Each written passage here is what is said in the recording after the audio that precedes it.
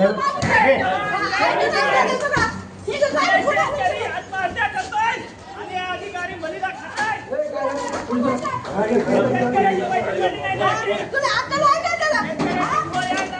आणि 4000 क्विंटलानं सोयाबीन घेतलं 3.5 आणि हे सरकार सांगते आम्ही सरकारी काटे लावू.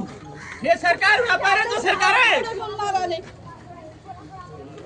फाशी झाली तरी मी हरकत नाही, पण शेतकऱ्यावर अन्याय होऊ देणार नाही. शेतकऱ्यासाठी मी फासावर चढायला तयार आहे. तहसीलदार साहेबांचं काम नव्हतं एखाद्या गावात जाऊन मला पैसे पडले का म्हणून. सर्वसामान्य शेतकरी जेव्हा टॅक्स भरतो तेव्हा तुम्ही अधिकारी लोक तेव्हा तुमचे अधिकारी लोकांचे पगारी होतात. तुम्हाला जाणीव असाय पाहिजे या गोष्टीची. काय व्हायचे ते होऊ द्या.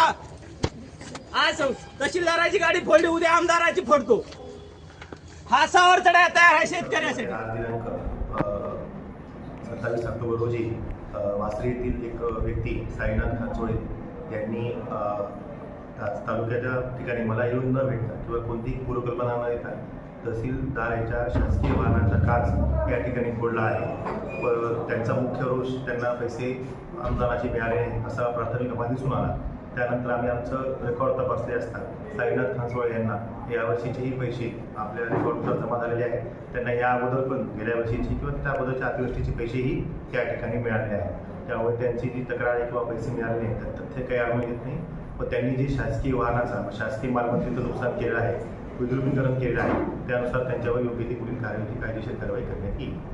सर, कोणत्या प्रकारची त्यांना याची आशा होती किंवा त्यांना रोष होता याबद्दल? नाही, त्यांनी आम्हाला येऊन काही संपर्क साधला नाही किंवा अगोदर मला कॅबिनमध्ये येऊन आज भेटली नाही. सकाळपासून माझ्या कार्यालयात काम करत आहे, ते आली नाहीत आणि त्यांनी काही कळवले नाही किंवा आमचे काम महसूल अधिकाऱ्यांनाही त्यांनी काही पत्र किंवा कोणताही ऑफिशियल अर्जही या ऑफिसला केला नाही किंवा मला येऊन ती भेटली नाही.